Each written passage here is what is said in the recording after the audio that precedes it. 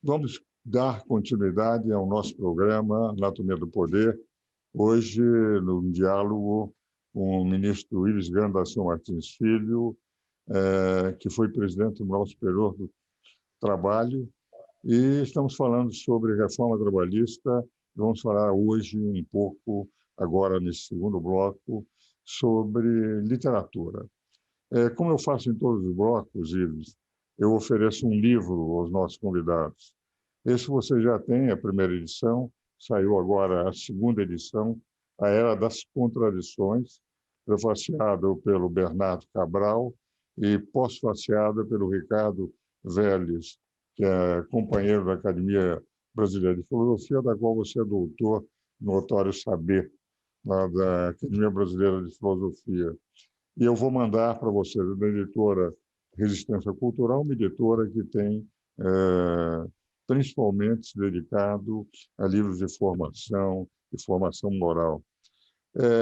Queria lembrar também que, olhando e com muitas saudades da sua mãe, da minha mulher, foi uma santa, 67 anos de namoro, 62 anos de casamento, o retrato que você mantém pintado pela Gilca.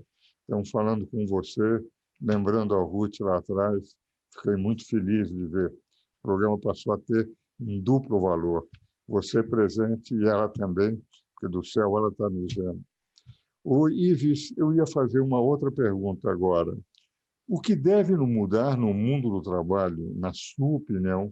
É evidente, você não é profeta, mas você prevê os caminhos, as trilhas que estamos seguindo no trabalho, nas relações de trabalho, no período pós-pandemia. Primeiro eu queria dizer mesmo que esse quadro que acabou ficando comigo, da mamãe, realmente me inspira, e quando eu o trouxe para cá, eu dizia para ela que ela não gostava muito do quadro, porque ela dizia, eu não me visto dessa forma, foi a pintora que colocou-a dessa forma. Mas eu dizia, mãe, você vai estar sempre presente junto de mim através desse quadro. É um dado, filho, é interessante, uma das características da sua mãe, que fez um bem extraordinário para todo mundo que vieram a conhecer a Ruth, a sua mãe tinha isso. Ela, com a discrição, ela conquistava todo mundo. E fazia um trabalho de apostolado, de levar todos os filhos, todos os netos, acreditam em Deus. Ela queria que todos tivessem fé. Todos nós temos fé, graças à sua mãe. Então, eu digo que ela é a santa da discrição. Ela conseguia tudo com o olhar, com a palavra e com o sorriso. Não é? Esse quadro, você tem essa inspiração diária de poder olhar quando está trabalhando para ela. Mas me responda a pergunta que lhe fiz, senão nós vamos ficar numa hora de saudade. Ela está vendo lá de cima, não tenho dúvida. Ela está nos braços do Pai. Paizão, o que eu diria também, não sou nem profeta nem filho de profeta, mas que realmente a pandemia ela trouxe, através da questão do teletrabalho, uma forma nova de nós encararmos as relações de trabalho. E uma das coisas que eu fiquei bastante impressionado é que, mesmo depois que começou a afrouxar o confinamento, muitas empresas, vou dar o exemplo do setor bancário, entenderam que o melhor modo hoje de se trabalhar nesse segmento é através do teletrabalho, através do home office. Então, nós vamos realmente ter uma expansão do teletrabalho. Por outro lado, também, com a negociação coletiva sendo mais prestigiada do que nunca, nós vamos ter sempre o foco na geração de empregos. Então, o que significa isso? Que, através de sindicatos, através das empresas, essa negociação coletiva vai acabar levando, muitas vezes, a flexibilizar alguns direitos, a reforma estabeleceu no artigo 611-A e 611-B o que pode, o que não pode ser flexibilizado, e estabeleceu 15 direitos que são passíveis de redução e 30 que não são passíveis de redução. Então, o que nós vamos ter? Talvez, em alguns segmentos, menos direitos e mais empregos. Então, eu vislumbro um futuro para as relações de trabalho pós-pandemia. E, por outro lado, no judiciário, eu vislumbro também, com a adoção desses critérios que foram incluídos na reforma, por exemplo, a chegada ao Tribunal Superior do Trabalho só de processos que sejam transcendentes, que transcendam o interesse individual das partes para ter um interesse geral, nós vamos ter uma simplificação recursal que vai fazer com que o trabalhador também, aquilo que ele tem direito, ele receba com mais rapidez. Ótimo. Meu querido filho, nós vamos parar agora a reforma trabalhista, de falar de direito do trabalho. Eu gostaria de... O meu filho ele estudou a vida inteira a obra de Tolkien, que ele considera um dos grandes exploradores, pensadores ingleses, e principalmente essa dupla extraordinária que era o C.S. Lewis e o Tolkien. Eu queria que você falasse um pouco o que o levou a escrever, inclusive, um livro que foi editado no Brasil e em Portugal sobre a obra de Tolkien.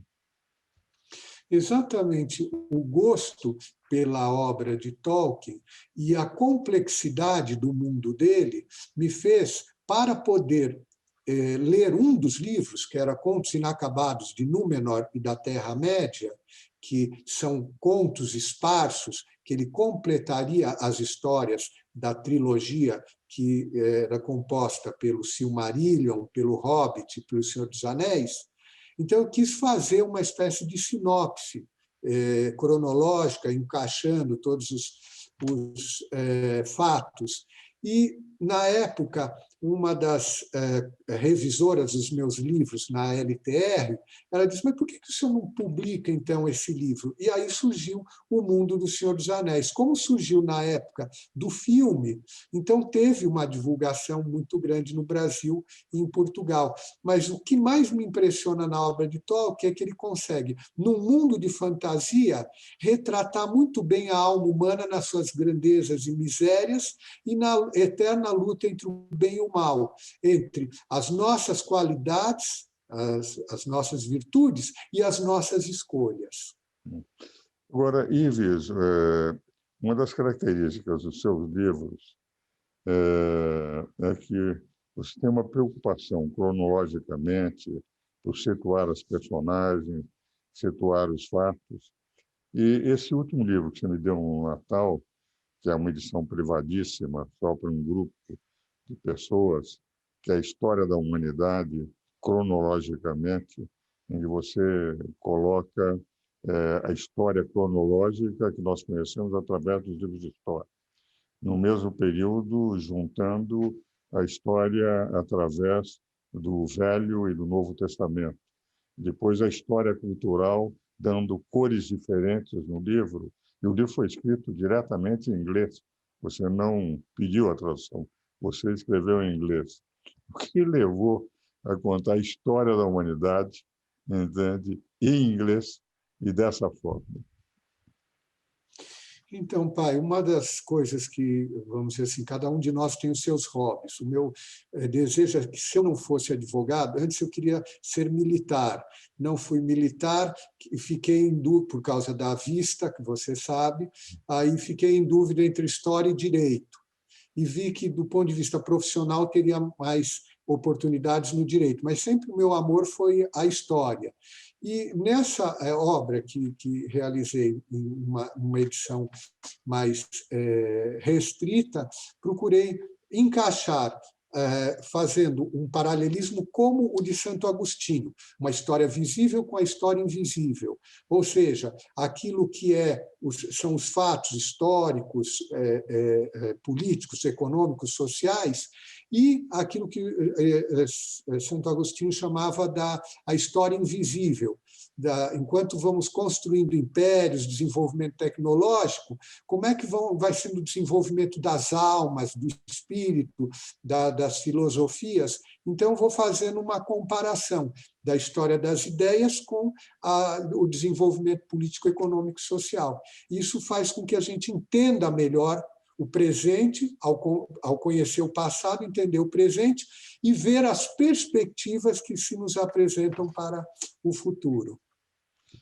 Ives, eu estou lendo ainda, eu estou no período antes de Cristo, terminando o período das diversas impérios, alto, médio, baixo império, dos egípcios, já me aproximando dos gregos e, enfim, de Alexandre. Mas eu sou realmente extremamente impressionado pela precisão. Por exemplo, do Egito, você coloca todos os faraós de todos os períodos, inclusive do período dos Hicsos, que foi aquele período que eles foram dominados por um povo, e isso me impressionou vivamente. Meu caro Ives, o tempo é sempre inimigo no meu programa, estamos chegando ao fim do programa, quero agradecer muitíssimo você participar. E como pai, o fato de sempre que revejo meu filho que está em Brasília é uma grande alegria. Um grande abraço para você, filhão. E, legal. Sério, você ia dizer alguma coisa? Então, deixar o meu abraço também à distância. Está ótimo. Então, aquele abraço, filhão. E, senhores telespectadores, eu os espero novamente no próximo domingo.